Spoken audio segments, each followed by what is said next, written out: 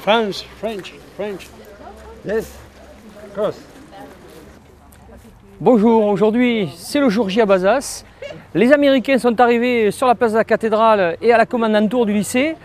Toute la journée de samedi et toute la journée de dimanche, vous allez pouvoir venir visiter la commandanture pendant la guerre qui était dans ce magnifique lycée, ainsi que sur la place de la cathédrale où vous pourrez voir un camp américain qui a été monté de toutes pièces avec des pièces d'origine, uniquement d'origine, tout dans le jus. Les camions, les chars d'assaut, les jeeps, le campement, tout l'outillage, l'armement. Alors là aujourd'hui, j'ai vu qu'il y avait un campement qui avait été monté de toutes pièces sur la place de la cathédrale. Vous pouvez nous expliquer en deux mots ce qu'il en est? Alors le campement qui est installé sur la cathédrale de Bazas, c'est une association qui s'appelle MVCG, qui veut dire Military Conservation Group Aquitaine. Donc nous sommes des collectionneurs de véhicules militaires au départ et après nous sommes mis dans la reconstitution de tenues américaines et françaises. Donc aujourd'hui vous avez exceptionnellement un char Sherman de 32 tonnes, un campement de tôle de tente américaine de Wall. Et vous avez aujourd'hui, spécialement venu de Bordeaux, une Kübelwagen de l'armée allemande que les gens pourront voir tous les week-ends. Et ainsi qu'une traction de 1938 FFI.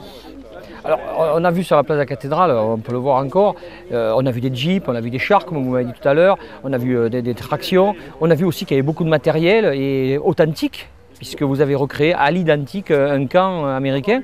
Vous êtes des vrais passionnés. Comment vous trouvez toutes ces pièces? Vous faites comment pour trouver tout ça? Parce que c'est quand même c'est de la recherche. Alors la recherche se fait surtout dans les surplus. Enfin, à l'époque, il y avait pas mal de surplus de militaires. Donc on arrivait à trouver du matériel radio, surtout du matériel radio. Et après des lits de camp. Et maintenant, on fait des vides-greniers. Il va nous présenter un petit peu tous les différents costumes. Parce qu'il y a, je vois qu'il y a des militaires américains, il y a des Français. Comme ça, vite fait, est-ce que vous pouvez nous présenter un petit peu les différents personnages? Alors là, je vais vous présenter donc deux dames en tenue Libération 1944-45.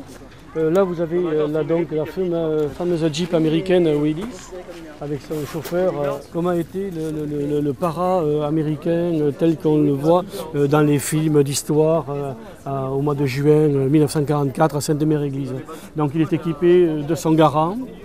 Son casque américain M1, son drapeau américain, alors ça c'était pour s'identifier, Nous avons un caporal, donc là vous avez le masque à gaz, et dans le dos vous avez la petite musette d'allègement avec sa baïonnette, la gourde et le fameux pistolet automatique américain. Alors là, à côté, je vois qu'on a des Français. Là, vous avez c'est toujours des Américains, mais en tenue HBT. D'accord. Donc, parce qu'au début de la guerre, ils avaient la tenue américaine, comme Nicolas, avec le blouson modèle 41. Là, Nicolas, il porte le blouson de tankiste. Il est droit, il est fermé par deux languettes réglables. Et là, vous avez de la tricotine. Et vous avez la tricotine au col. D'accord. Donc voilà la tenue des conducteurs de char. D'ailleurs, vous avez donc l'unité du conducteur de char.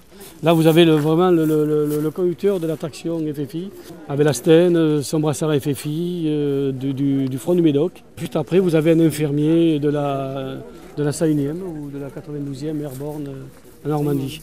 Donc voilà, donc il est monté en Normandie pour les commémorations et tu as fait le défilé, donc il a fait la marche de combien de kilomètres? 14 km.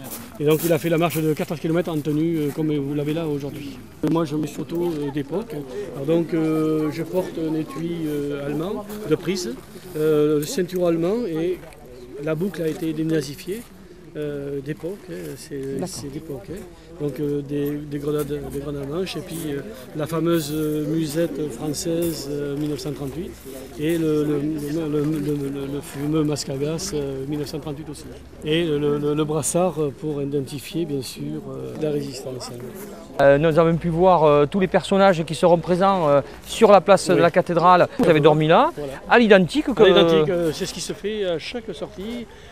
Comme on va faire fin septembre au 13e Dragon à Souges, on recrée plutôt un camp américain avec les tôles de tente américaines et les Wall qui étaient fabriqués en 1943.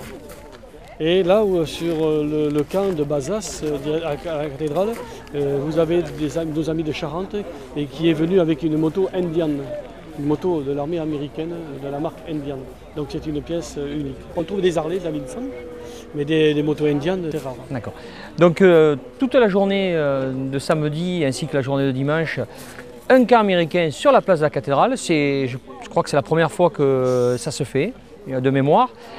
Nous vous invitons à venir voir ce camp car il est vraiment complet, je le répète.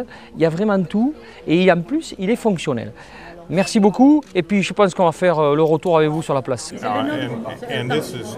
le nom de son père qu'il a abattu ici, c'est le date où il est tombé sur Villano.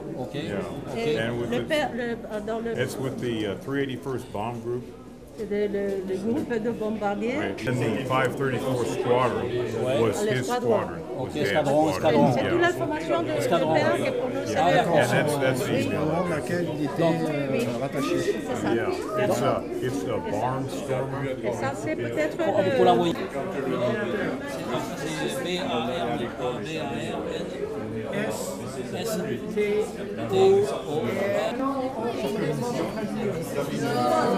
Vous avez un couvert de soie.